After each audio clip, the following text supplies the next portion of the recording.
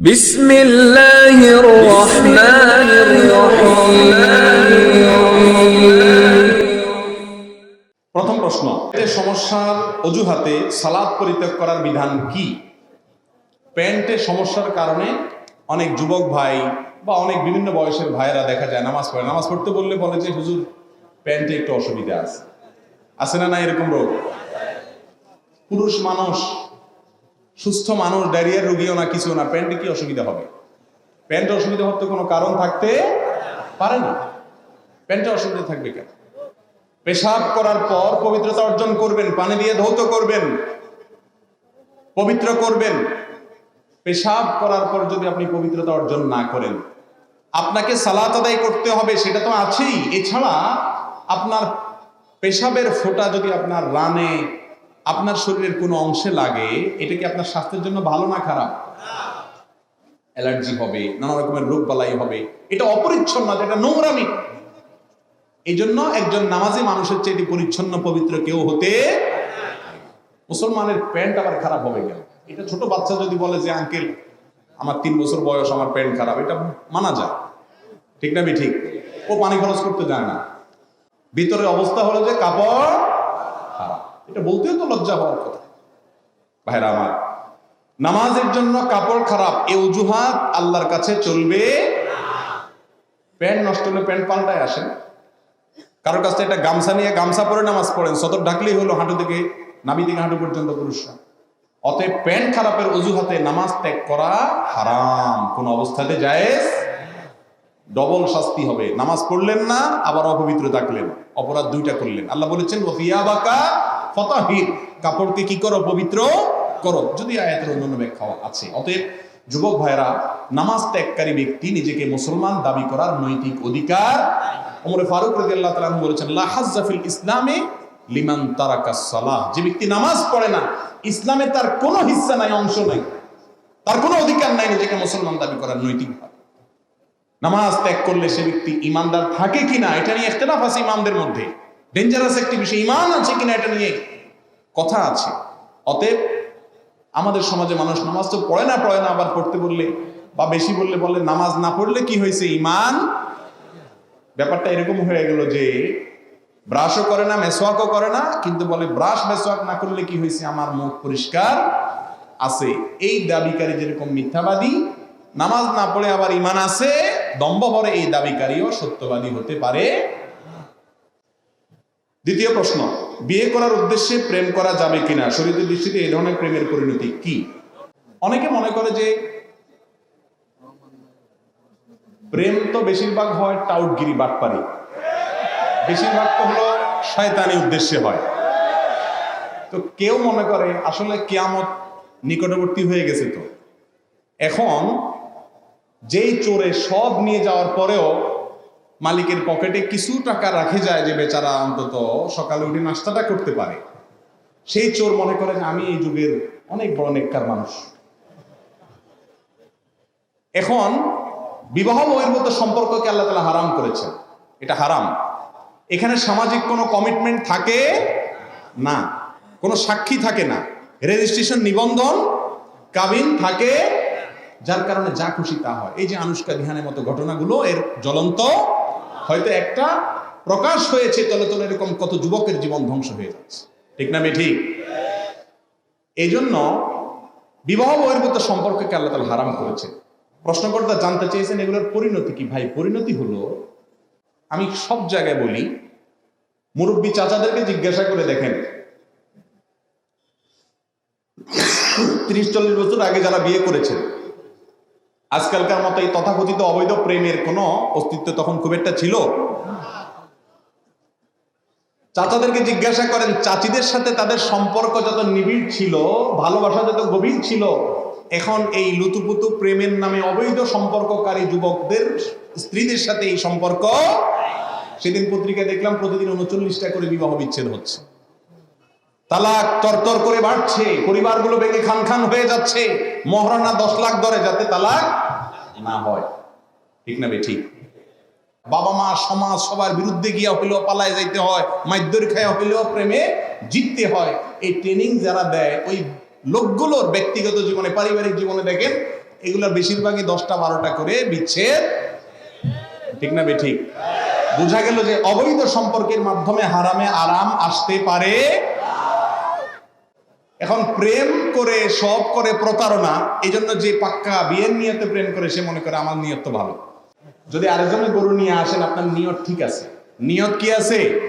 ঠিক আছে, আপনি কোরবানি করবেন, বিসমিল্লাহ আল্লাহু আকবার বলে খালেস নিয়তে আল্লাহকে খুশি করার জন্য কোরবানি করছেন, আরেকজনের গরু চুরি করে, জায়েজ হবে? আপনার নিয়ত হলো বিয়ে করবেন, বুঝলাম, নিয়ত বুঝলাম ভালো, কিন্তু কাজটা করতেছেন খারাপ, বিবাহ বহির্ভূত সম্পর্ক, তবে এটা কি হবে না? হালাল হবে। নাম্বার 3, হস্তমৈথুনের শরীয়ী বিধান কি? এক্ষেত্রে অভ্যস্তদের আত্মনিয়ন্ত্রণের উপায় কি? খুবই গুরুত্বপূর্ণ একটি প্রশ্ন। আজ যুব সমাজ ধ্বংসের দ্বার প্রান্তে চলে যাচ্ছে। অনেক যুবকরা ব্যক্তিগতভাবে আমাদেরকে জানান, ভাইরা আমার, হস্তমৈথুন একটি হারাম এবং কবিরা গুনাহ। জেনা করা যেরকম গুনাহ হারাম, হস্তমৈথুন করাটাও কি হারাম। আল্লাহ রাব্বুল আলামিন কোরআনে কারীমে সূরা মুমিনুন 18 নম্বর পারার প্রথম সূরা, আল্লাহ তাআলা বলেছেন, ওয়াল্লাযীনা হুম আনিল লাগবি ওয়াল্লাযীনা লিফুরুজিহিম হাফিজুন ইল্লা আলা আজওয়াজিহিম আও মা মালাকাত আইমানুহুম ফাইন্নাহুম গায়রু মালুমিন ফামান ইবতাগা ওয়ারাআ যালিকা ফাউলাইকা হুমুল আদুন। বৈধ স্ত্রীর মাধ্যমে যৌন চাহিদা চরিতার্থ করা ছাড়া অন্য যত পদ্ধতিতে মানুষ যৌন চাহিদা চরিতার্থ করে, হাত দিয়ে বা অন্য কোনো উপায় হস্তমৈথুনের মাধ্যমে, একটি যঈফ হাদিসে এসেছে, লাআনাল্লাহু নাকে হাইয়াদি, যে ব্যক্তি হস্তমৈথুন করে আল্লাহ লানত তার উপরে বর্ষণ হয়। যদি এই হাদিসের সনদ নিয়ে অনেক মুহাদ্দিসগণ আপত্তি তুলেছেন, কিন্তু এই ব্যাপারে পৃথিবীতে কোনো আলেমের দ্বিমত নাই যে হস্তমৈথুন করা একটা হারাম কাজ, একটা হারাম। এটা দুনিয়ার জন্য যেমন ধ্বংস, আখিরাতের জন্য ধ্বংস অনিবার্য। মুশকিল হলো এই নেশা থেকে বাঁচতে পারে না যুবকরা। বাঁচার জন্য কয়েকটা পরামর্শ। নাম্বার 1, হস্তমৈথুন থেকে বাঁচার জন্য সবচেয়ে কার্যকর হলো যে সমস্ত হারাম জিনিস দেখার কারণে হস্তমৈথুনের আগ্রহ জাগ্রত হয় সেগুলো দেখা বন্ধ করা, সেগুলো দেখা বন্ধ করা। এগুলো আপনার আখিরাতকে ধ্বংস করবে, আপনার দুনিয়াকে ধ্বংস করবে। এগুলো থেকে সরে আসার জন্য হিম্মত লাগে, সৎ সাহস লাগে। অর্থাৎ যেই সমস্ত জায়গাতে হারাম জিনিস দেখে আপনি হস্তমৈথুনের দিকে অগ্রসর হন, সেগুলো দেখা কি করতে হবে? বন্ধ করতে হবে।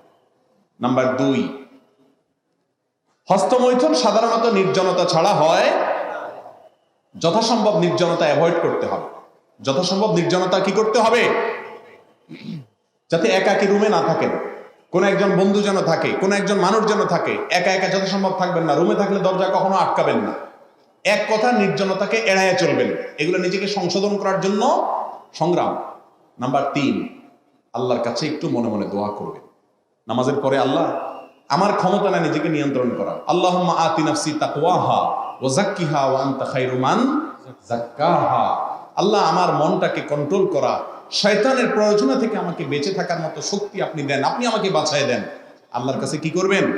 দোয়া করবেন। এগুলোর মাধ্যমে ইনশাআল্লাহ আল্লাহ তাআলা আমাদেরকে হেফাজত করবেন। আর সর্বশেষ এবং 4 নম্বর হলো, বিবাহ করার ন্যূনতম ক্ষমতা থাকলে দ্রুত বিবাহ করে ফেলবেন। আর প্রবাসীরা খুব দ্রুত প্রবাস শেষ করে দেশে চলে আসবে। এগুলোর মাধ্যমে ইনশাআল্লাহ হস্তমৈথুন থেকে নিরাপদ হওয়ার সুযোগ ইনশাআল্লাহ তৈরি হবে। এরপরে প্রশ্ন, পর্নোগ্রাফি দেখার ফলে শরীর থেকে নির্গত তরল পদার্থের কারণে গোসল ফরজ হয় কিনা? প্রথম কথা হলো, পর্নোগ্রাফি দেখা হারাম। এই হারাম কাজ করার পর আপনার শরীরে কোনো অবস্থা হোক বা না হোক, এই দেখাটাই কি হারাম। এরপরে আসুন, যদি তরল পদার্থ বের হয় পেশাবের আগে অথবা পেশাবের পরে যেরকম বের হয়, এরকম আঠালো কোনো কিছু পানির মতো বের হলে সেক্ষেত্রে ওযু ভেঙে যাবে, গোসল ভঙ্গ হবে না। বীর্যপাত হওয়ার আগ পর্যন্ত গোসল ভঙ্গ হবে না। এরকম হলে কাপড় লাগলে কাপড়ের ওই জায়গাটা শুধু ধুয়ে ফেললে চলবে, আর ওযু করলে কি হয়ে যাবে? নামাজ পড়া যাবে। প্রথম কথা হলো ভাইরা আমার, আমরা আগেই বলেছি রহমানের বান্দাদের বৈশিষ্ট্য হলো তারা অনর্থক অহেতুক কাজ করতে পারে না।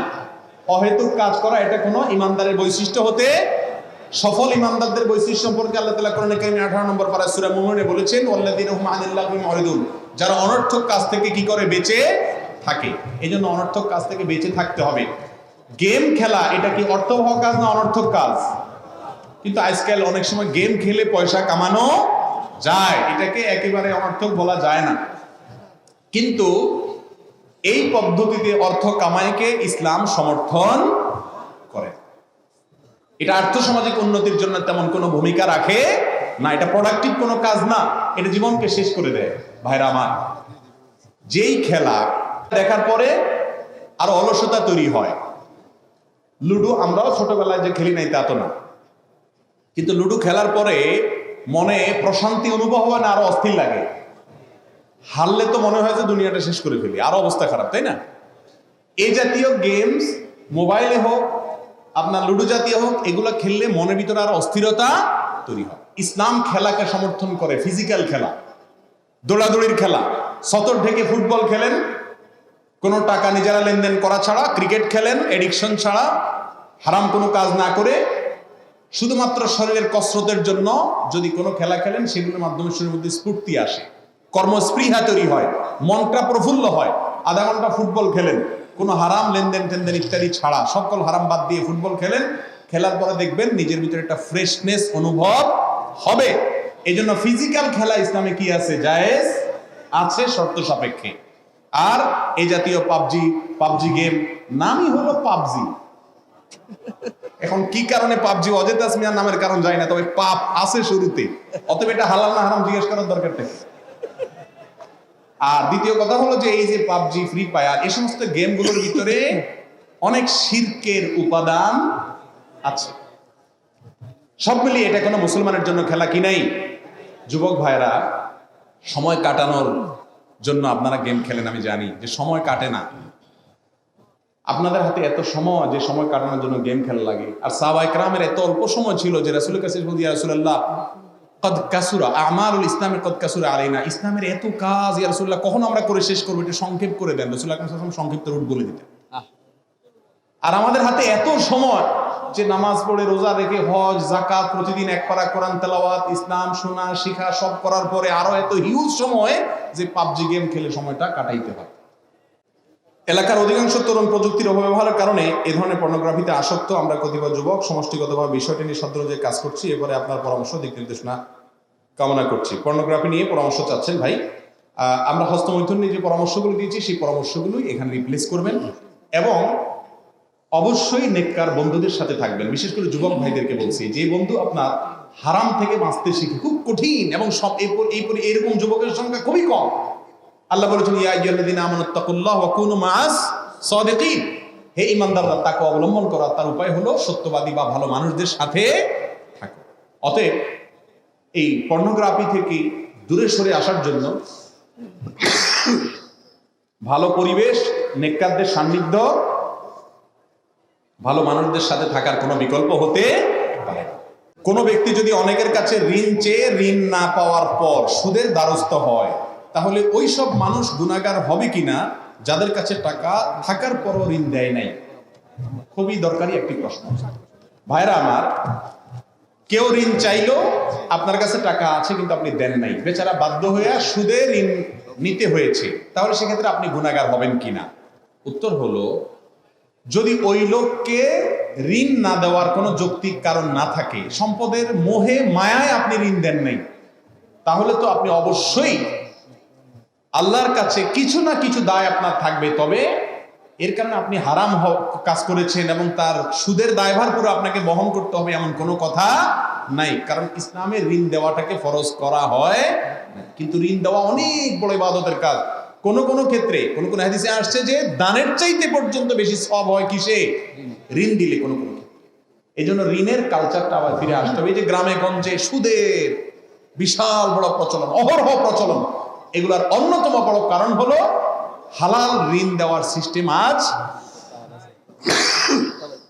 আমরা হুজুররা শুধু মাসআলা বললে হবে না, তো মানুষকে হালাল ঋণ দেওয়ার সিস্টেম চালু করতে হবে প্রচলিত আইন এবং নিয়ম অনুসরণ করি। অতএব ব্যক্তিগতভাবে এক অন্যকে ঋণ দিতে সম্পদের মোহের কারণে অস্বীকৃতি জানানো উচিত। মুশকিল হলো, ঋণ যে দিবে, ঋণ তো নিতে পারলে আর পাওনাদারকে চিনেও না। এরপরে এমন একটা ভাব যে ওই লোকটা যেন ভিক্ষুক, ভিক্ষা চাইতে আসে। এই রোগটা এখন আমাদের সমাজে ব্যাপক আকার ধারণ করেছে, তাই না? দোকান থেকে একবার বাকি নিতে পারলে আর ওই দোকানের সামনে দিয়া হাঁটে না, আর চিনেই না। এটা কোনো মুসলমানের চরিত্র হতে। অতএব যারা ঋণ দেয় না তাদেরকে এককভাবে দোষ দেওয়া যাবে না। ঋণ নেওয়ার পরে টালবাহানা করা মাতলুল গানিয়ে জুলমুন, নবীজি বলেছেন যার দেওয়ার সামর্থ্য আছে তারপর ঘোরাঘুরি করে, এটা আরেক অবিচার। অতএব ভাইরা আমার, শুধুমাত্র নামাজ কালাম পড়া, টুপি লাগানো আর দাড়ি রাখা এটার নাম ইসলাম না। এটা ইসলামের অনেক গুরুত্বপূর্ণ অংশ। ইসলামের অতীব গুরুত্বপূর্ণ অংশ হলো নিজের চরিত্র, লেনদেন এগুলোকে ঠিক করা। বিধায় শুধুমাত্র যে ঋণ দেয় নাই তাকে এককভাবে দোষ দেওয়া যাবে না। যারা ঋণ নেন তারাও পরিশোধ করার মানসিকতা থাকতে হবে। যিনি ঋণ দেন তিনিও সাগ্রহে ঋণ দিতে হবে। আর ঋণে টাকা উঠবে কি উঠবে না এটা নিয়ে যদি ভয় থাকে, ইসলামী অর্থনীতিতে ঋণদাতার জন্য গ্রান্টার হিসাবে বন্ধক রাখার পদ্ধতি চালু করেছে ইসলাম। তার থেকে কোনো কিছু বন্ধক রাখেন, টাকা দিতে অস্বীকৃতি জানলে ওই জিনিসটা যথা নিয়মে এলাকার মুরব্বীদের মাধ্যমে বিক্রি করে টাকা উসুল করবেন। তাহলে তো আর তার বাহানা করার কি থাকে না, সুযোগ থাকে না। আর ঋণ দিলে লিখে নিবেন। আল্লাহ বলেছেন ইদা তাদায়ানতুম বিদাইনিন ফাকতুবু, লেনদেন করলে, ঋণের লেনদেন করলে কি করতে হবে? লিখিত করতে হবে। উপযুক্ত বয়সে ছেলে মেয়েকে বিবাহ না দিলে, এর দরুন ছেলে মেয়ে কোনো অপরাধ করলে তার জন্য অভিভাবক দায়ী থাকবেন কিনা? অবশ্যই দায়ী থাকবে। আল্লাহ রাব্বুল আলামিন কোরআনে কারীমে বলেছেন, তোমরা তোমাদের অধীনস্থদেরকে বিবাহ দাও। কেন? ইউগনিহিমুল্লাহু মিন ফাদলি, তোমরা বিয়ে দিলে আল্লাহ তাআলা তাদেরকে তাদের দারিদ্র কি করবেন?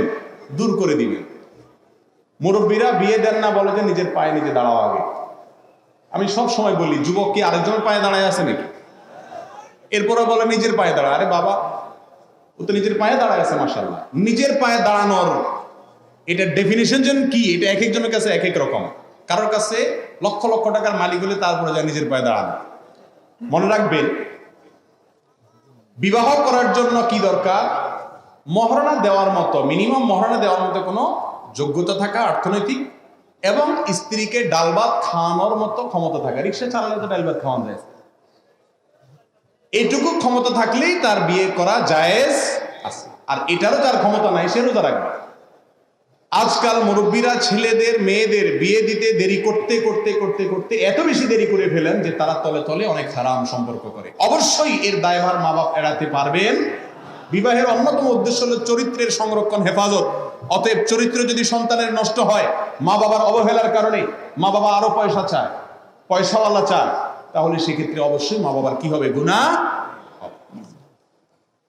একজনের বিবাহিত স্ত্রী অন্যের সাথে পালিয়ে বিয়ে করলে জায়েজ হবে কিনা, এই প্রশ্ন করার কোনো প্রয়োজন নেই। এই জন্য শুরুতে বলেছি আসওয়ালু নিসফুল ইলম, আদর্শ প্রশ্ন জ্ঞানের অর্ধেক। এই প্রশ্ন তো করার দরকার নাই, আপনারা তো সবাই কম বেশ।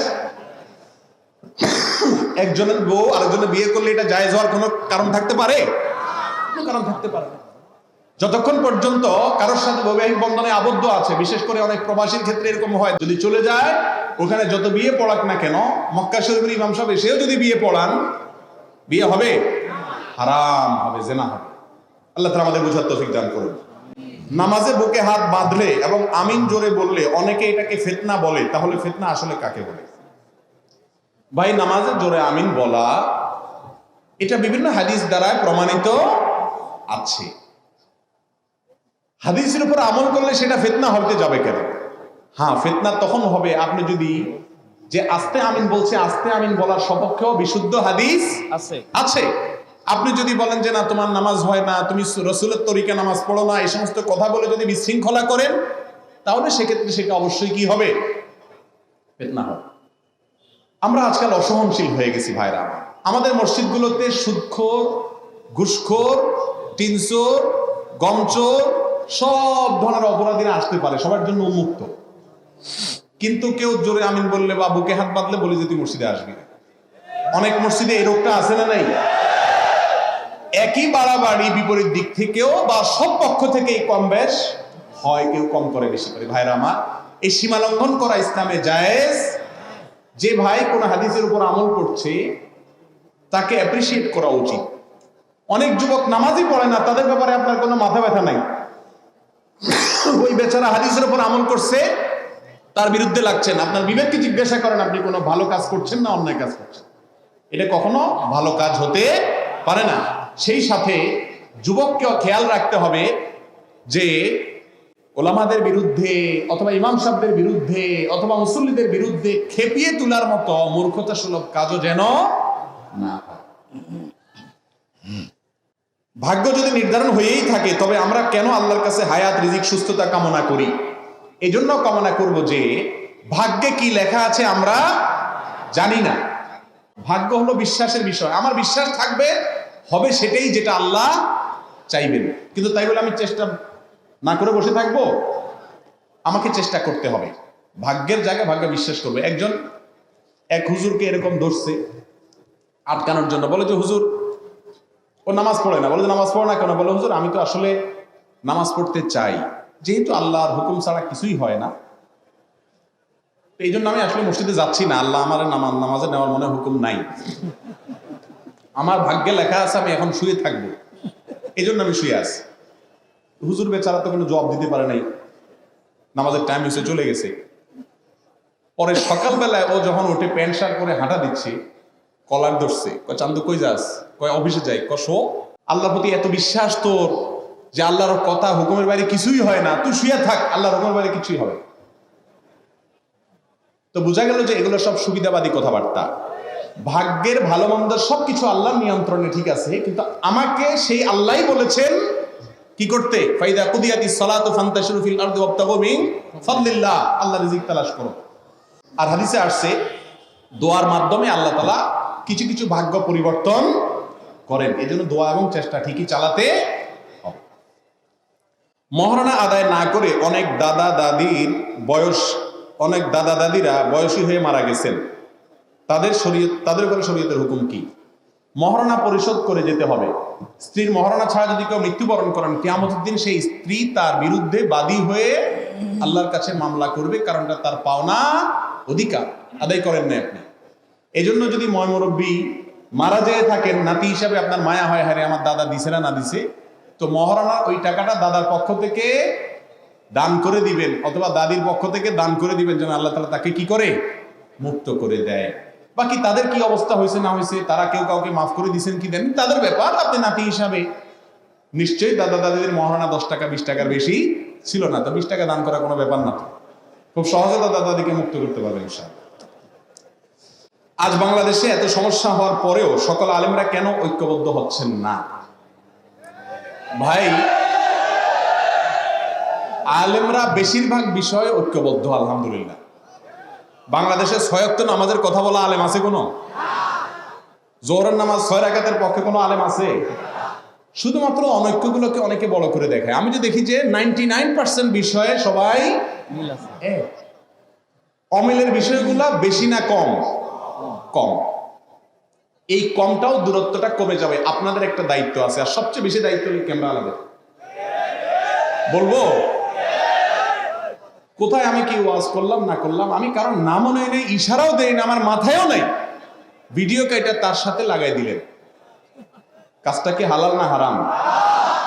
সবচেয়ে ওয়াজ বেশি শুনে ক্যামেরাওয়ালারা, আর ওয়াজ শোনার পরে আবার এই যে আকামটা করেন, আল্লাহর কাছে জবাবদি করা লাগবে কি লাগবে না বলেন?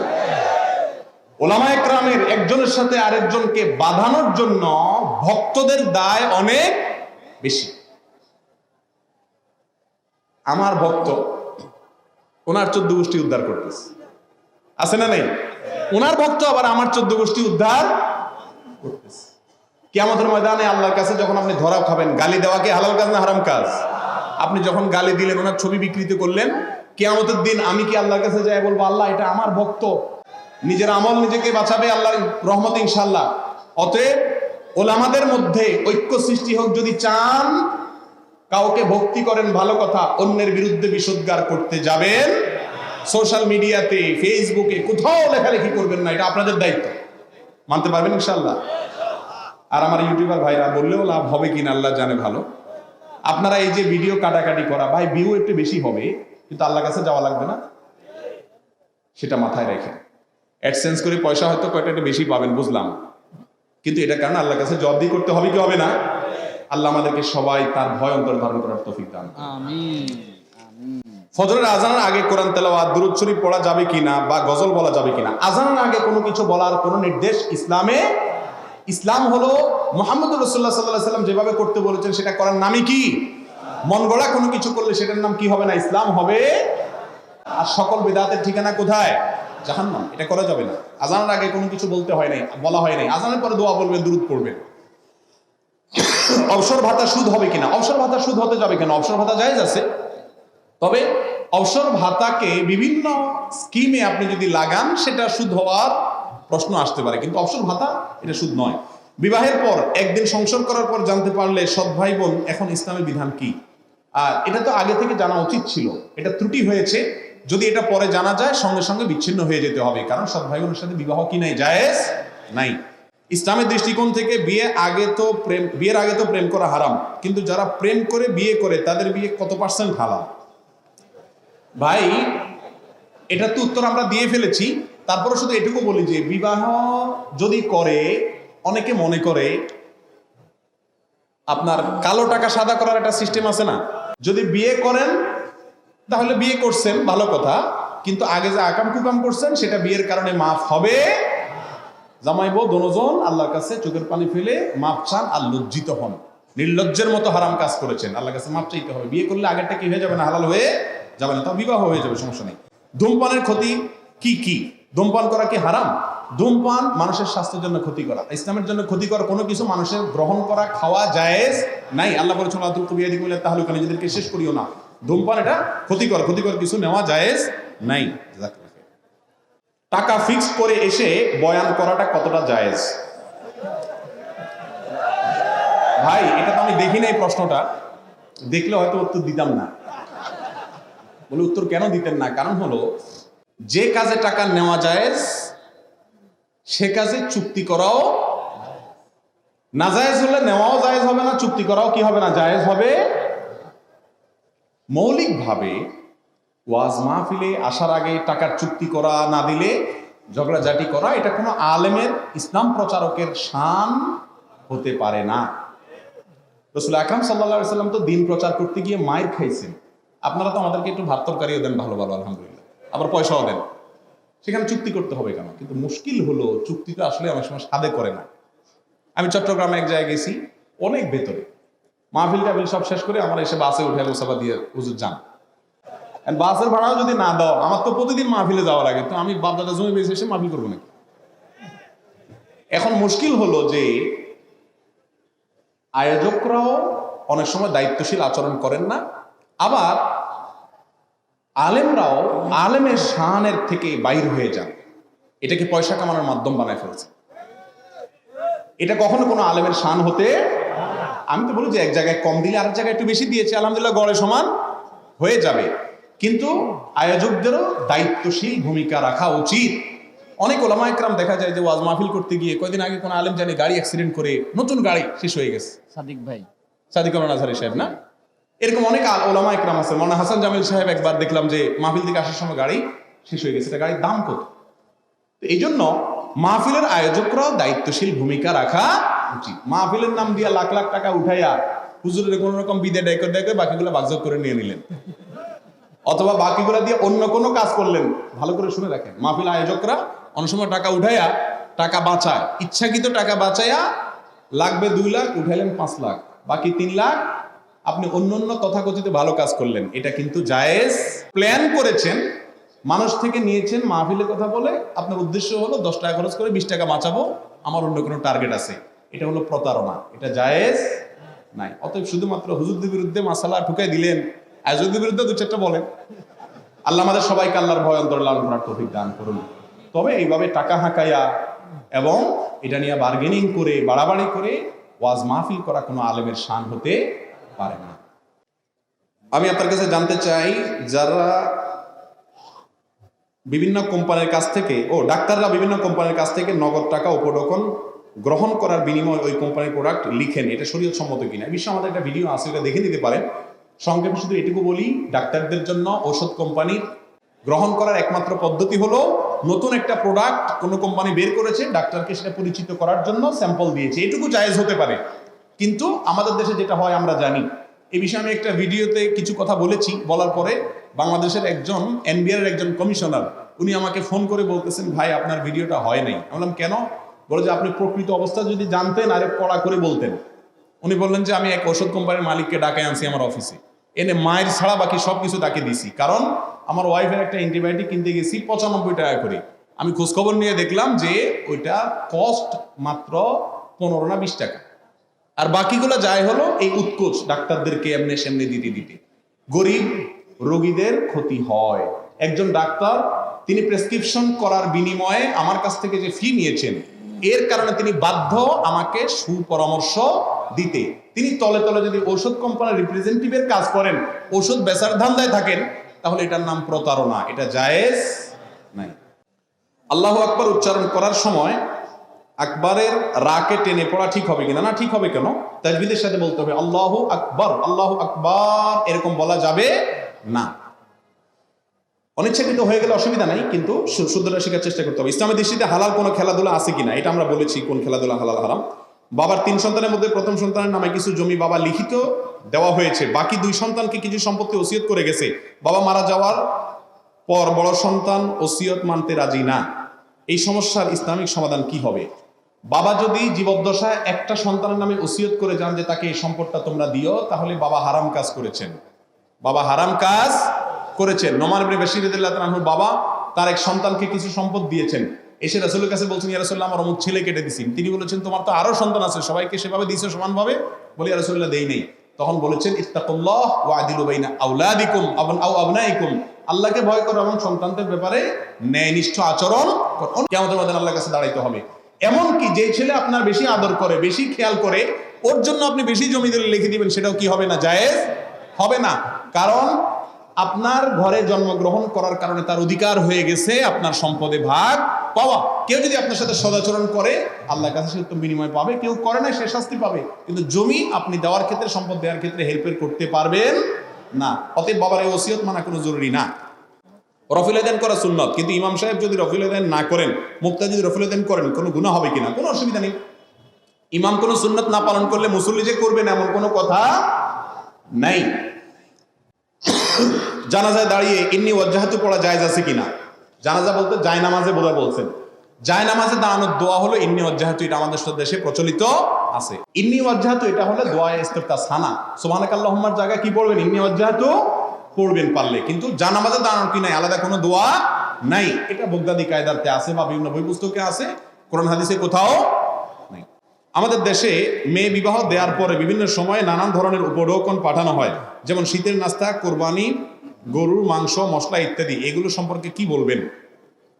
মেয়ে বিয়ের পরে বিভিন্ন ধরনের উপঢৌকন পাঠানো হয়। দেখেন, আমি সবসময় বলি এই কথাগুলো, মেয়ে বিয়ের পরে যৌতুক নেওয়া, সেটা পিঠার নাম দিয়া হোক, ফলের নাম দিয়া হোক, এটা হলো সবচেয়ে বড় নির্লজ্জতা এবং নিকৃষ্ট ডাকাতি। নিকৃষ্ট ডাকাতি। ঠিক বলে জোগাড় দিয়া লাভ নাই। মুরব্বীরা নিয়ে নিলে ফেরত দেন, নিয়ে থাকলে ফেরত দিয়ে দেন। শেখ বলতেছেন, ভালো কথা বলছেন, নিয়ে থাকলে ফেরত দেন। দেখেন ভাইরা আমার বিয়েতে আমার শাশুড়ি একটা ফ্রিজ দিয়েছেন, তখন 10,000 টাকা দামে একটা ফ্রিজ দিয়েছেন। আমার ওয়াইফকে আমি বলেছি, এটা আমি তো ঘরে ঢুকতেই দেবো না, এটা ফেরত দিয়ে আসতে হবে। যাই হোক, অনেক জোরাজোরি করে এটা দিছে। আমি 3-4 বছর ব্যবহার করার পরে, হাদিয়া দিছে, এখন কিছু করেন না জোর করে। 3-4 বছর ব্যবহার করার পরে আমি 2009 সালে যখন সৌদি আরব চলে যাই, ওইটা আবার কৌশলে শাশুড়ির বাসায় দিয়ে আমি চলে গেছি। আজ দৌড় কালে দৌড়, আর ফেরত নেই। যুবকরা বা মুরব্বীরা অনেক সময় করে কি জানেন? মাসালা ঘুরায় নেয়। মেয়ে যখন বিয়ে দেয়, তখন এই মাসালাগুলো খুব ভালো করে বলে, হুজুরের ভিডিওটা খুঁজে দেখায়, ভাই সাহেব দেখেন তো কি বলছে হুজুরে। কিন্তু আবার নিজের ছেলেটা যখন বিয়ে করায়, তখন আবার আমতা আমতা করে, কয় না খুশি হয়ে দিলে তো যায় যাচ্ছে। এই রোগটা আমাদের মধ্যে আছে না নেই? যৌতুক অভিশাপ, যৌতুক সামাজিক অভিশাপ। দিনদার কপালে সিল লাগাই ফেলছেন সিজদা করতে করতে, এই সিলে কোনো কাজ হবে না যদি এই যৌতুক নেন। লজ্জা থাকা উচিত। এই মেয়েরে পড়াইছেন, এমএ পাস করেছেন আপনি, আর ওই এমএ পাসের সার্ভিসটা দিচ্ছে আমার ঘরে, আমার বাচ্চা কাচ্চা পড়াচ্ছে, ঠিক না ঠিক? অসুস্থ ছিল, সুস্থ করছেন আপনি, এখন কাজ করতেছে আমার বাসা, ঠিক না ঠিক? সব পয়সা খরচ করলেন আপনি, সার্ভিসটা নিচ্ছি আমি। অতএব কত খরচ হয়েছে বলেন? মানুষের মূল্য তো দিয়ে পারা যায় না, অন্তত সার্ভিস ফি বা খরচগুলো অন্তত দেই। এটা করা উচিত যুবকদেরকে। উল্টে আরো বেহায়ার মতো বলে যে মেয়ে জন্ম দিছো কেন? এই জন্য তোমার শাস্তি, পিঠা দাও, আম দাও, কাঁঠাল দাও, নির্লজ্জের মতো। এর চেয়ে ভিক্ষা করা অনেক বেশি উত্তম। কুরবানির গরু দাও, কোরবানির গরু দেয়। আবার বিয়ের সময় মেয়ের বাড়িতে কতজন যাবে সেটা নিয়ে বার্গেনিং করে, 500 লোক যাবে, 600 লোক যাবে। খানার এত তল পড়ে গেছে, এত নির্লজ্জ হইতে হবে কেন? নাম মাকে বরযাত্রী, আমি বলি বদযাত্রী, বদযাত্রী, বদ হিম্মত করবেন? আমি আলহামদুলিল্লাহ বলতে পারি যে কথাগুলো বলছি এগুলো সবগুলো আমার বিয়েতে আমি অ্যাপ্লাই করেছি। আমার শ্বশুরবাড়ি থেকে বলছে যে বাবা মেহমান কয়জন আসবে, আমি বললাম আমার বাপ অভিভাবক হিসাবে থাকবে আর আমার মামা থাকবে, দুজন সাক্ষী লাগে, দুজন থাকবে আর আমি 3 নম্বর। আলহামদুলিল্লাহ বহু জোরাজোরির পরে কান্নাকাটির পরে কোন রকম টেনে টুনে 8 জন না 9 জন নিছি আমি। এরপরে অনেক যুবক আছে যে মেহমান নিয়ে শ্বশুরবাড়ি যায় ওঠে, এমন নির্লজ্জ। যাক আমি আর এদিকে আর যাচ্ছি না, এগুলো হারাম কাজ, এগুলো জায়েজ নেই ভাই। যৌতুকের বিরুদ্ধে সংগ্রাম করতে হবে, শুধু কাল ওই কপালে সিল লাগানো দিনদারি না, নামাজ পড়বেন আর এগুলো ঠিক করবেন তো ইনশাআল্লাহ। গোসল করার পর যদি তার মনে পড়ে গোসলের প্রথম 2টা ফরজ তিনি আদায় করতে ভুলে গেছেন, পরবর্তী মনে পড়লেও কুলি করে এবং নাকে পানি প্রবেশ করলে তার গোসল ফরজ হয়ে যাবে কিনা? হয়ে যাবে, তারতিব রক্ষা করা জরুরি না। গোসল করে ফেলছেন, শরীরে পানি দিয়ে ফেলেছেন, পরে কুলি করছেন, নাকে পানি দিচ্ছেন, কোনো অসুবিধা নাই, হয়ে যাবে। অনেকে দ্বিতীয় বিয়ের বিধান কি? দ্বিতীয় বিয়ে সামর্থ্যবান পুরুষের জন্য জায়েজ আছে যদি বউয়ের মারধর ইত্যাদি সামলানোর ক্ষমতা থাকে, আর সবচেয়ে বড় কথা হলো যদি ইনসাফ করার ক্ষমতা থাকে। বিয়ে 2টা 3টা করবেন, একটারও খোঁজখবর নেবেন না, এটা জায়েজ নাই। এই দেশে একাধিক বিয়ে, অনেক রিকশাওয়ালা ভাইয়েরা, অনেক শ্রমিক ভাইয়েরা, অনেক সাধারণ মানুষ নামাজ কালাম নাই, দিনদারি নাই, ইসলাম বুঝে না, 2টা 3টা বিয়ে করে এক একটা ভালো রাখছে, খোঁজ খবর নেয় না। এরা একাধিক বিয়েকে কি করে ফেলেছে? বদনাম করে ফেলেছে। বাংলাদেশে ছেলের সংখ্যা বেশি না মেয়েদের সংখ্যা বেশি? মেয়েদের সংখ্যা বেশি, বেশি মানে অনেক বেশি। অতএব যদি একাধিক বিয়ে অ্যালাউড না হতো ইসলামে, তাহলে তো সব মেয়ের বিয়ে হতো। তবে হ্যাঁ, এক্ষেত্রে অবশ্যই যথাযথ নিয়ম অনুসরণ করতে হবে। ইসলামী নাটকে কিছু কিছু ক্ষেত্রে ব্যাকগ্রাউন্ড মিউজিক ব্যবহার করতে হয়, জানতে চাই তা জায়েজ আছে কিনা? ভাইরা আমার, কোন নাটকে যদি ইসলামের কথাও বলে কিন্তু সেখানে উন্মুক্ত নারীকে প্রদর্শিত হয়, মিউজিকের ব্যবহার হয়, সেখানে ইসলামের যত কথাই বলা হোক না কেন সেটা আসলে ইসলামী নাটক হতে পারে না। হারাম কোনো জিনিস থাকলে সেটা ইসলামী হওয়ার সুযোগ নাই। নাম শুধু ইসলামী দিয়ে দিলেই কি হবে না? ইসলামী নাটক হয়ে যাবে না। ইসলামিক গান পাওয়া যায়, যত ইসলামী সঙ্গীত আছে শতকরা 1% 2% আছে কিনা আমার সন্দেহ আছে। ম্যাক্সিমাম ইসলামী সঙ্গীতে ব্যাকগ্রাউন্ডে এত সূক্ষ্ম মিউজিক আছে যেটা ধরার ক্ষমতা। আমি নিজে অনেক সময় 1-2টা শুনে শেয়ার টেয়ার দিয়ে পরে দেখি যে মিউজিক স্পেশালিস্টরা বলতেছে ভালো করে শুনে দেখেন, মিউজিক আছে, খুব হালকা মিউজিক দিয়ে রাখছে। বহুত কঠিন হয়ে গেছে এগুলো আমাদের জন্য। ইসলামের নাম দিয়া ইসলামী গান, ইসলামী অমুক, ইসলামী তমুক, কয়েকদিন পর ইসলামী জেনা বাইরে হয় কিনা আল্লাহ জানে। আল্লাহ তো আমাদের হৃদায়াত দান করুক। ইউটিউব দেখা যায়, ইউটিউবে যা দেখবেন এটা এই ভিডিওতে কতটা অথেন্টিক আমি জানি না, আর যে বিষয় আমি জানি না সে বিষয়ে কথা বলা একজন মুসলমানের জন্য জায়েজ। এই বিষয়ে আমি কোনো কথা বলছি না, আমি মৌলিক কথা বলছি। ইউটিউবে কিছু দেখলেই এসে সেটা বলতে হবে, বিশ্বাস করতে হবে, এর কোনো কারণ নাই, কারণ সেখানে সবকিছু কি হয় না, সত্য কথা বলা হয় না। আরেকটা প্রশ্ন আছে, একজন আলেম বলেছেন কারোর রক্তের গ্রুপ অমুকটা থাকলে সে ভালো হবে, অমুকটা থাকলে সে খারাপ হবে, সম্পর্কে আপনার বক্তব্য কি? দেখুন, কারোর শরীরে বিশেষ কোনো ব্লাড গ্রুপ থাকলে তিনি আল্লাহওয়ালা হবেন, অমুক ব্লাড গ্রুপ হলে তার রক্তের গ্রুপটা অমুক হলে তিনি। তবে গবেষকরা মানুষের রক্তের গ্রুপ নিয়ে গবেষণা করে অমুক রক্তের গ্রুপের মানুষের মধ্যে এরকম প্রবণতা থাকে, অমুকের মধ্যে এরকম প্রবণতা থাকে, এরকম কোনো কথা যদি কোনো গবেষক বলেন তাহলে সেই গবেষকের নাম উল্লেখ করে, সূত্র উল্লেখ করে জাস্ট তার গবেষণাকে উল্লেখ করা যেতে পারে, কিন্তু সেটাকে একেবারে অথেন্টিক এবং নিশ্চিত করে মানুষকে বলা উচিত নয়। আল্লাহ রাব্বুল আলামিন তাকওয়া, দিনদারি এটা আল্লাহ প্রদত্ত। কারো রক্তের গ্রুপ কিছু হলে, এখন আমি যদি বলি যে অমুক রক্তের গ্রুপ হলে সে আখরাত থেকে দূরে থাকে, এই বেচারা মনে করবে তাইলে তো আমি যত চেষ্টা করি কাজ হবে না, আমি টানবো জান্নাতের দিকে, আমার রক্তের গ্রুপ আমাকে জাহান্নামের দিকে টেনে নিয়ে যাবে। তো এত সহজ সমীকরণ করা উচিত না, আর বিশেষ করে এই সমস্ত বিষয় অনেক স্পর্শকাতর, অনেক ভেবে চিন্তে কথা বলতে হবে। আল্লাহ তাআলা আমাদেরকে বুঝার তৌফিক দান করুন। জাযাকুমুল্লাহ খায়রা ওয়া আখিরু দাওয়ানা আলহামদুলিল্লাহ।